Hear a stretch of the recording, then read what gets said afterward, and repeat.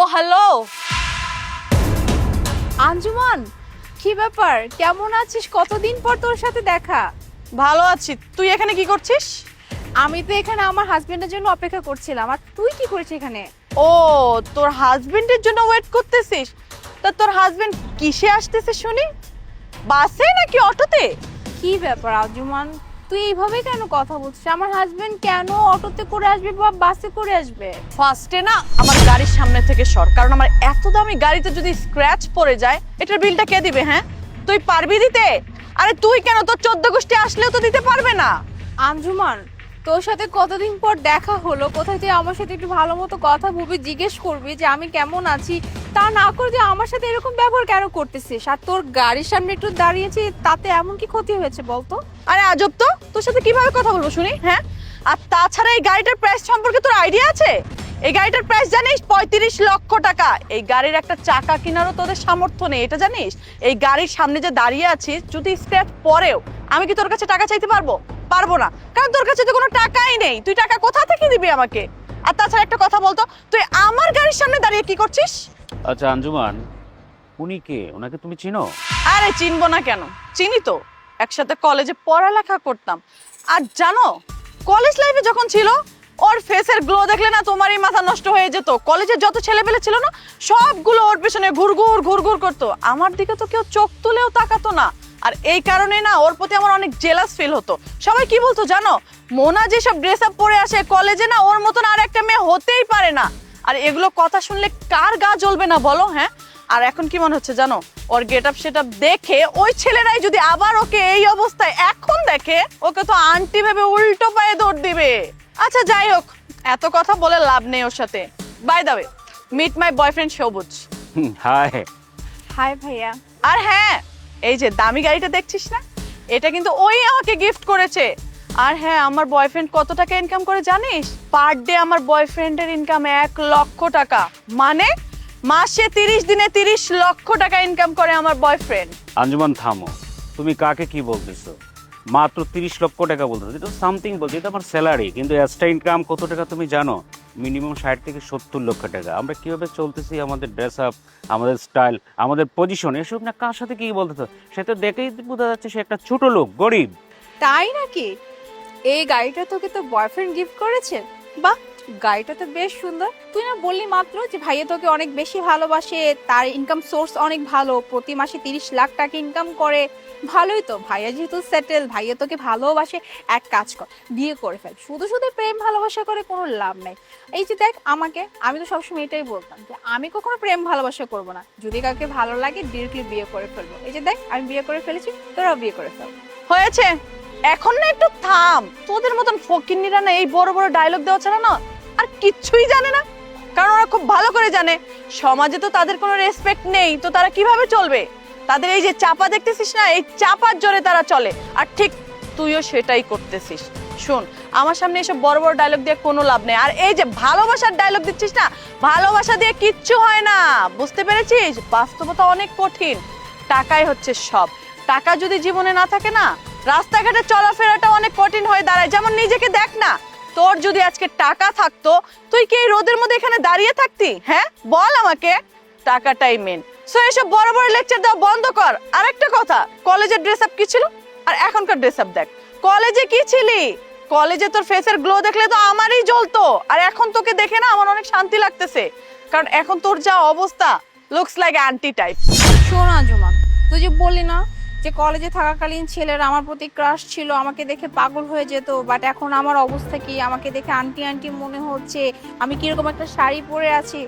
First of all হচ্ছে আমি এখন ম্যারিড, হ্যাঁ।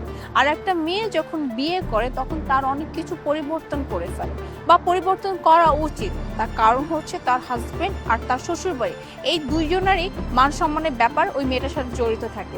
আর তুই যে বারবার এই কথা বলছিস যে ওই ছেলেগুলো এখন তোকে দেখলে আন্টি ভেবে উল্টা পায়ে দৌড় দেবে, দৌড় দেখ না, তাতে আমার কি? ওই ছেলেগুলো আমাকে দেখে যদি উল্টো পায়ে দৌড়ে দেয়, এই মুনার না কিচ্ছু যায় আসবে না। কেন জানিস? কারণ আমার পাশে বা আমার জীবনে যে মানুষটা আছে, এই মানুষটা আমাকে এতটাই ভালোবাসে, আমাকে এতটাই কেয়ার করে যে আমার হাজারটা মানুষের দরকার নাই। আর কি বললি জানো, আমি এই শাড়ি পরে কেন আছি? আরে শাড়ি পরে আছি তো কি সমস্যা? হ্যাঁ, শাড়ি পরাটা কি কোনো খারাপ জিনিস? হ্যাঁ, আমি মানছি তুই অনেক ওয়েস্টার্ন ড্রেস পছন্দ করিস বা ওয়েস্টার্ন আউটফিট পরে, আমি ওয়েস্টার্ন আউটফিটকে কখনোই ছোট করছি না। ইভেন আমি ওয়েস্টার্ন আউটফিট পার্সোনালি পছন্দও করি, কিন্তু আমি বললাম না যে আমি এখন ম্যারিড। আর সব থেকে বড় কথা কি জানিস, আমার হাজবেন্ড সবসময় এইটাই বলে যে মোনা তোমার যেটা ভালো লাগে তুমি পরো, আমার কোনো ধরনের বাধা নাই যে তুমি এইটা পড়তে পারবে না ওইটা পড়তে পারবে না। ইভেন আমার শ্বশুরের ফ্যামিলির আমাকে সেম কথাই বলে যে তোমার যেটা ভালো লাগে তুমি সেটাই পড়বে, কখনো তুমি এইটা মনে করবে না যে না আমার শ্বশুরবাড়ির জন্য আমি এটা পড়তে পারছি না ওইটা পড়তে পারবো। বাট আমার নিজের শাড়ি পরতে অনেক বেশি ভালো লাগে, তাই আমি শাড়ি পরি। আর তুই এইভাবে জাস্ট শাড়ি পরে আছি, এভাবে রাস্তায় দাঁড়িয়ে আছি, এইটা দেখে তুই আমার হাজবেন্ড নিয়ে যা তা বললি। তুই আমার হাজবেন্ডের ব্যাপারে শুনলে হয়তো পরবর্তীতে কথা বলার মুখ থাকবে না। হয়েছে, আমি কি করব না এটা না তোকে বলার কোনো প্রয়োজন নেই। তুই কি চাচ্ছিস? হ্যাঁ, তোর মতন আমিও আন্টি হয়ে যাই? তুই তো চাইবি যে আমিও যেন তোর মতন আন্টি টাইপ শাড়ি পরে এরকম মেন রোডে দাঁড়িয়ে থাকি, তাই তো? শোন, এসব লেকচার আমাকে দিতে আসিস না। আঞ্জুমান, তুই অনেক বলে ফেলছিস। হ্যাঁ, তুই ননস্টপ আমাকে যা ইচ্ছা তাই বলেই যাচ্ছিস, আমার ব্যাপারে কোনো কিছু না জেনে না বুঝে। ইভেন তুই আমার শ্বশুরবাড়ির সম্পর্কে কিছু না জেনে না বুঝে তুই এরকম ছোট করছিস। স্পেশালি তুই আমার হাজবেন্ডকে ছোট করছিস। তুই আমার হাজবেন্ডের ব্যাপারে কতটুকু জানিস? হ্যাঁ, আমার হাজবেন্ড কি করে এটা জানিস? আমার হাজবেন্ডের ইনকাম সোর্স জানিস? যে তুই এইভাবে কথা বলছিস যে আমার হাজবেন্ডের মুরত নাই, আমার হাজবেন্ড এটা করতে পারে না সেটা করতে পারে না, রাস্তাঘাটে এইভাবে আমাকে দাঁড় করে রাখছে। কথাবার্তা না সাবধানে বল, এখনো সময় আছে। আর সব থেকে আমার খারাপ লাগতেছে আজকে জানিস, তুই যে বললি না তুই আমাকে নিয়ে জেলাস করতি, এইটা ভেবে। কারণ তোকে আমি কত ভালো বন্ধু ভাবতে, ইভেন এখনো আমি ভাবি। আর তুই কি না পিছিয়ে আমাকে নিয়ে এতটা জ্বলতি, এতটা হিংসা করতি। সিরিয়াসলি, আজকে যদি তোর সাথে আমার দেখা না হতো, এভাবে কথা না হতো, আমি হয়তো সত্যিটা কোনোদিনও জানতে পারতাম না। আর তোকে আমি সব সময় আমি আমার খুব ভালো একজন বন্ধুই ভেবে যেতাম। মোনা চলো, একটু লেট হয়ে গেল। ভালোই করেছো, তুমি একটু দেরি করে চলে আসছো। কারণ তুমি দেরি করায় আসাতে আমি আজকে একজন মানুষকে চিনতে পারলাম। আসসালামু আলাইকুম স্যার। ওয়ালাইকুম সালাম। আরে আজব তো, তুমি ওনাকে স্যার বলতেছো কেন? হ্যাঁ, তুমি দেখতে পাচ্ছ না যে ওই লোকটা আমার ফ্রেন্ডের হাজবেন্ড? তো ওদের লেভেলটা কোথায়? তুমি ওনাকে স্যার কেন বলতেছো? আরে আরে তুমি থামো, ওনাকে তুমি চিনো নাকি? উনি তো এলাকার ডিসি, ওনার সুনাম সারা বাংলাদেশে ছড়িয়ে আছে। আর ওনার হান্ডারেই তো আমি কাজ করতেছি। আজকে আমার পজিশন ওনার হান্ডারেই, আজকে আমি এই পজিশনে আসতে পারছি স্যার। হোয়াট? ডিসি মানে? আচ্ছা মোনা, এখানে কি হয়েছে আমাকে বলো তো। মেঘ, আমি বলছি তোমাকে, ও আমার ফ্রেন্ড আঞ্জুমান। অনেক বছর পর আজকে ওর সাথে দেখা। কিন্তু তুমি জানো, আজকে ওর সাথে দেখা হয়ে জানতে পারলাম ও নাকি কলেজে থাকাকালীন আমাকে নিয়ে অনেক জেলাস করতো, অনেক হিংসা করতো। ইভেন আমাকে এতক্ষণ ননস্টপ অপমান করেই যাচ্ছিল। এটা বলে যাচ্ছিল আমার হাজবেন্ডের নাকি মুরত নাই, আমার হাজবেন্ড নাকি হয়তো কোনো অফিসে পিওনের চাকরি করে, সর্বোচ্চ করে 10 থেকে 15,000 টাকা স্যালারি পাবে, ব্লা ব্লা কত কি। আমাকে নাকি সস্তা শাড়ি এভাবে পরিয়ে রাস্তার মাঝখানে দাঁড় করে রেখেছে, কত কি যে বলেছে যা তোমাকে বলে বুঝাতে পারবো না। এনিওয়ে আঞ্জুমান, তোকে এখন আমি একটা কথা বলি। তোকে শুরুতেই কিন্তু আমি বলছিলাম যে আমার হাজবেন্ডের ব্যাপারে না জেনে না বুঝে না শুনে এভাবে জাজমেন্ট করা কিন্তু তোর উচিত হচ্ছে না। আমি আমার হাজবেন্ডের পরিচয়টা এখন তোকে দিয়ে দিচ্ছি। আমার হাজবেন্ড হচ্ছে এই শহরের একজন ডিসি। কি অবাক হয়ে গেলি তাই না, যে একজন ডিসির ওয়াইফ কিভাবে এভাবে রাস্তায় দাঁড়িয়ে আছে? শোন, আমি না এতটা পার্ট নেই না, না কলেজ লাইফে নিতাম, না এখন নেই, না সামনে নিব। ওই যে কথায় আছে না, খালি কলস বাজে বেশি। আমার কলসটা তো খালি না, তাই বাজেও কম। যেমনটা তোর কলসটা খালি তো তাই বাজে বেশি।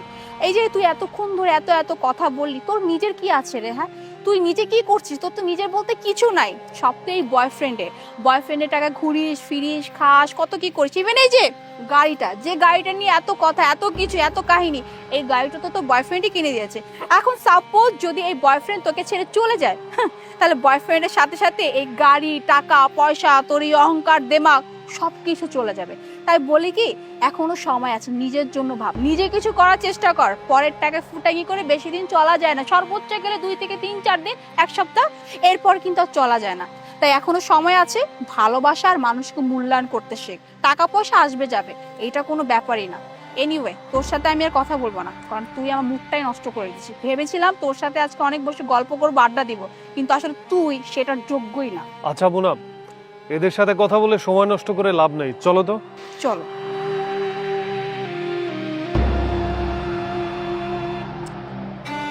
আঞ্জুমান, তুমি কাজটা কি করছো তুমি জানো? উনি আমার স্যার, আমার চাকরিটা আছে কি না আমি জানি না। কোথায় কি বলবা না বলবা সেটা আসলে মাছি সিচুয়েশন তোমার ঠিক নেই। চলো।